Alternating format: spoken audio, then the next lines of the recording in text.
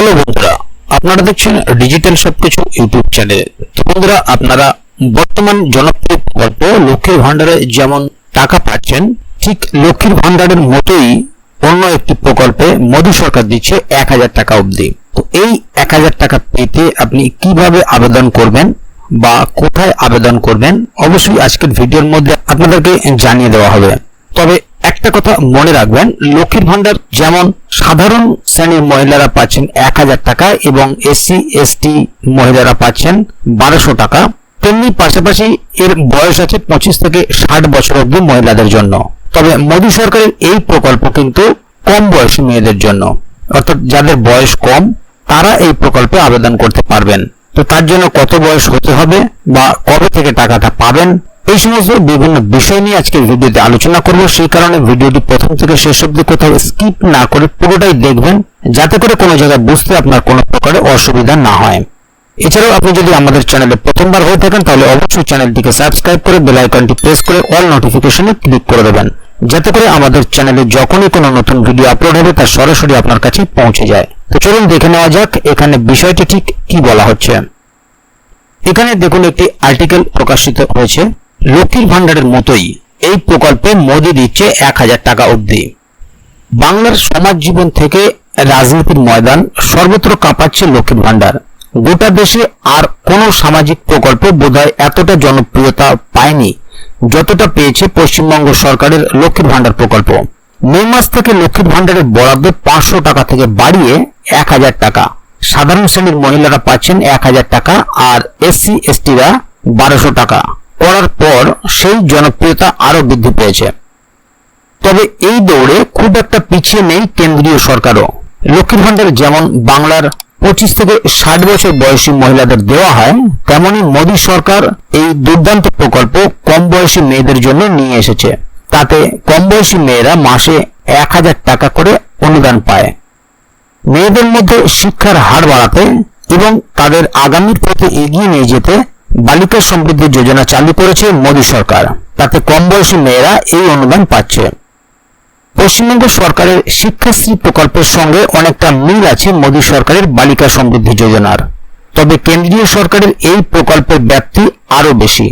দেশের কন্যা সন্তানরা স্কুলে ভর্তি হলেই বালিকা সমৃদ্ধি যোজনার টাকা পাওয়া শুরু করবে।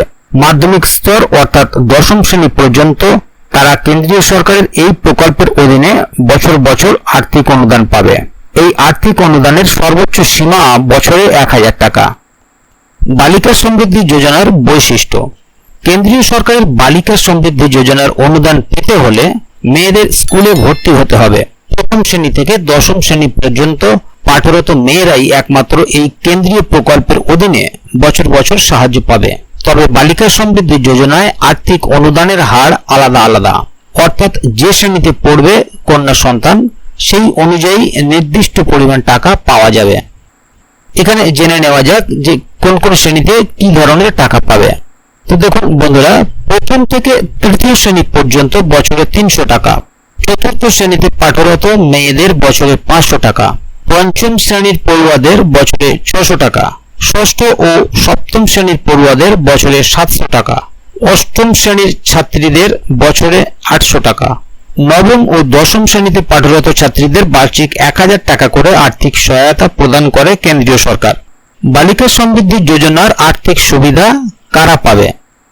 দেশের সব মেয়েদের শিক্ষার প্রসারের জন্য বালিকা সমৃদ্ধি যোজনা প্রকল্প অত্যন্ত কার্যকরী ভূমিকা নিতে পারে। তবে ভারতের সকল ছাত্রী বালিকা সমৃদ্ধি যোজনার অধীনে আর্থিক অনুদান পাবে তা কিন্তু নয়। এর জন্য কয়েকটি শর্ত আছে। কেবলমাত্র বিপিএল পরিবারের কন্যা সন্তানরাই বালিকা সমৃদ্ধি যোজনার অধীনে আর্থিক অনুদান পাবে। কোন বিপিএল পরিবারের সর্বোচ্চ 2 জন কন্যা সন্তান এই প্রকল্পের সুবিধা পাবে। যদি তার বেশি কন্যা সন্তান পরিবারে থাকে তবে সে এই প্রকল্পের আওতা থেকে বাদ পড়বে। বালিকা সমৃদ্ধি যোজনায় আবেদনের ক্ষেত্রে শহর ও গ্রামাঞ্চলের ছাত্রীদের পৃথক পৃথক ফর্ম ভরতে হয়। বালিকা সমৃদ্ধি যোজনায় আবেদনের জন্য কি কি নথি প্রয়োজন? আবেদনকারীর অর্থাৎ সংশ্লিষ্ট ছাত্রীর জন্ম শংসাপত্র, পরিচয়পত্র, আধার বা রেশন কার্ড, অভিভাবক অভিভাবিকার ফটো আইডেন্টিটি প্রুফ অর্থাৎ আধার কার্ড, পিতামাতার বাসস্থানের ডোমিসাইল সার্টিফিকেট, কোন শ্রেণীতে পড়ে সেই সংক্রান্ত প্রমাণ, এক্ষেত্রে স্কুলের স্বাক্ষর প্রয়োজন।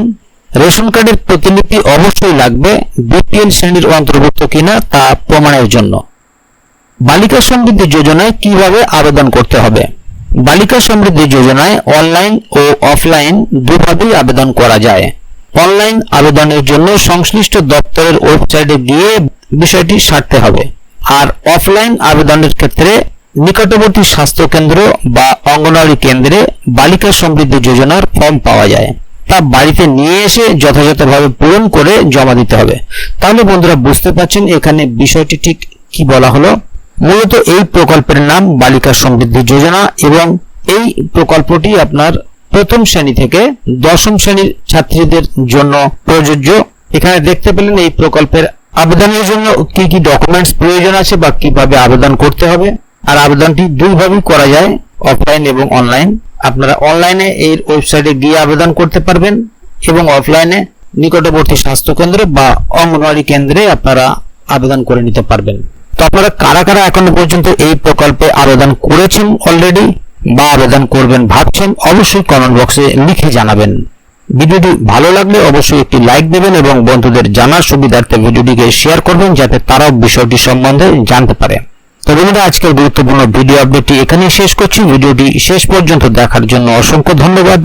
আবার দেখা হবে আগামী ভিডিওতে। ততক্ষণ পর্যন্ত ভালো থাকুন, সুস্থ থাকুন। ধন্যবাদ।